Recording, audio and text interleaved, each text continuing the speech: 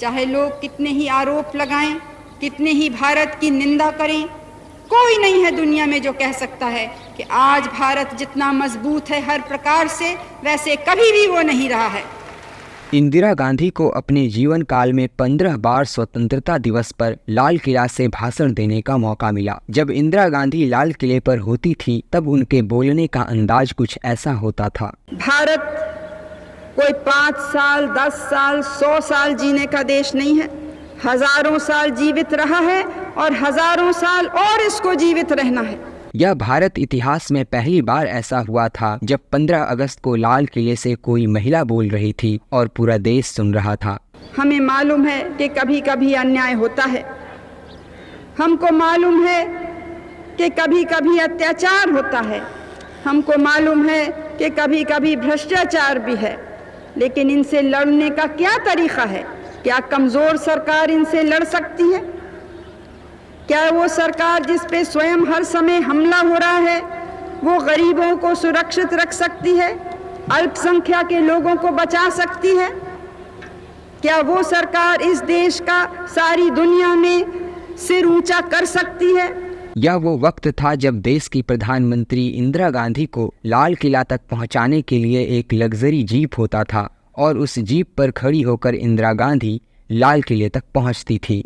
Jeep धीरे धीरे लाल किला की तरफ बढ़ रही थी और इंदिरा गांधी हजारों देशवासियों का हाथ जोड़कर अभिवादन कर रही थी।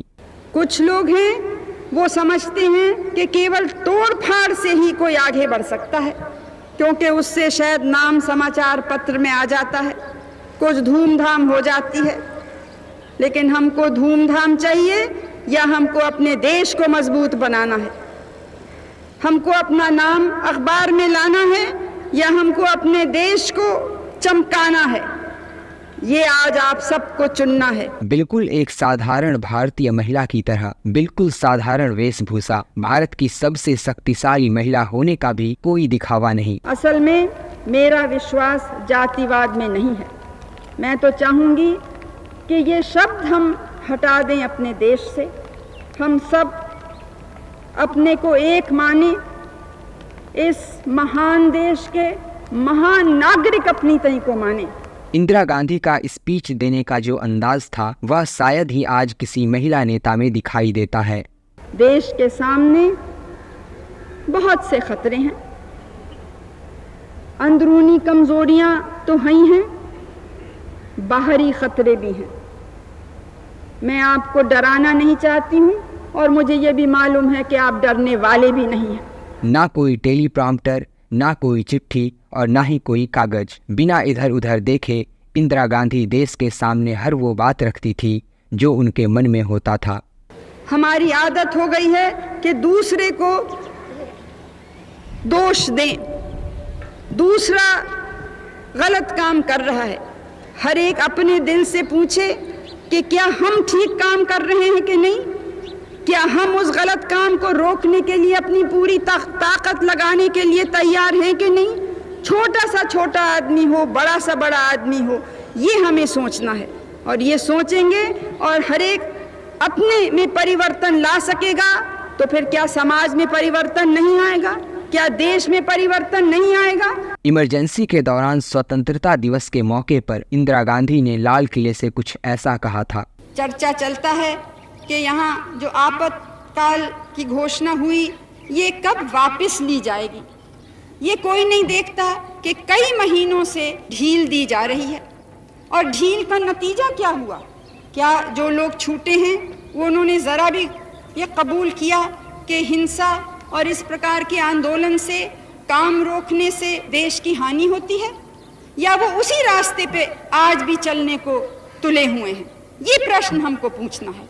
हमारे हाथ में नहीं है कि क्या होगा, ये उन लोगों के हाथ में है जो देश को तोड़ने में लगे थे, देश में अनुशासनहीनता फैलाने में लगे थे, जो ऐसे गुटों को और व्यक्तियों को प्रोत्साहन दे रहे थे जिन्होंने कभी भी न लोकतंत्र में विश्वास रखा है, न जिस प्रकार की स्वतंत्रता में हम विश्वास करते हैं या गुट निरपेक्षता में विश्वास करते हैं या सांप्रदायिकता से लड़ने में विश्वास करते हैं, जिन्होंने कभी भी इन विचारधाराओं से सहमत नहीं रहे, उनको इन आंदोलनों ने प्रोत्साहन दिया था। इंदिरा गांधी के जाने के बाद आज 38 साल गुजर चुके हैं, लेकिन आज तक लाल किला से देश को संबोधित करने का मौका किसी दूसरी महिला को नहीं मिला।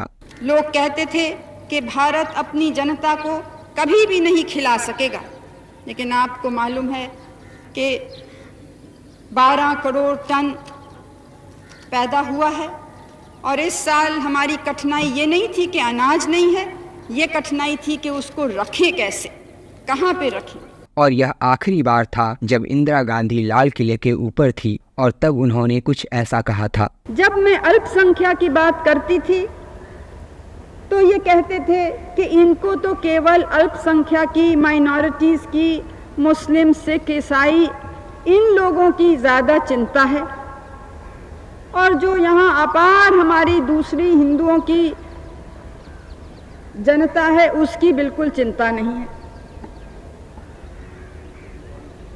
किसी संदर्भ में जब हिंदुओं की बात आई, और मैं याद दिलाना चाहती हूँ आपको कि हमारे देश में कहीं कोई बहुसंख्या में है और कहीं दूसरा बहुसंख्या में है, कहीं पे कोई धर्म के लोग अल्पसंख्या में हैं और कहीं दूसरे धर्म के लोग अल्पसंख्या में हैं। तो अगर बात मैंने जो भी अल्पसंख्या का है या जिसका कोई प्रश्न है या दुख है वो उठाई, तो अब ये नई बात चली कि इनको तो अल्पसंख्या के, माइनॉरिटीज़ के लोगों की बिल्कुल चिंता नहीं है, ये तो वोट चाहती हैं जो बहुसंख्या के लोग हैं। कि आज जाने या अनजाने कुछ ऐसे लोग हैं, कुछ ऐसे तबके हैं जो जाति के नाम से समाज को चोट पहुंचाते हैं, धर्म के नाम से धर्म को ही धक्का पहुंचाते हैं, प्रांतीयता के नाम से देश को आघात करते हैं। ये है हमारी कमजोरी। हाँ, एक बात आपको कहना मैं भूल ही गई, हमारी बेरोजगारी बहुत बड़ी समस्या है, उसके तरफ हम ध्यान देते आए हैं और हमने 2 कार्यक्रम बनाए हैं। एक जो भूमिहीन हैं उनके लिए, क्योंकि हमारे देश में सबसे गरीब वही हैं और बेरोजगारी का बोझ सबसे भारी उन्हीं के ऊपर पड़ता है। हम चाहते हैं कि हर एक परिवार में से कम एक सदस्य को रोजगारी मिले। ये कार्यक्रम तुरंत शुरू होने वाला है और उसके लिए एक बहुत बड़ी रकम अलग की है। महाराष्ट्र में ये चालू हुआ था और वहाँ सफल हुआ, इसलिए हम इसको सारे देश में फैला रहे हैं। लेकिन मैं आपको याद दिलाना चाहती हूँ कि एकदम से हम हर एक तक नहीं पहुँच सकते हैं। हमारी आशा है कि शुरू में करीब 3 लाख तक पहुँच सकेंगे और जैसे जैसे सफलता मिलेगी और लोग इस स्कीम के अंतर्गत आ सकेंगे। जय हिंद।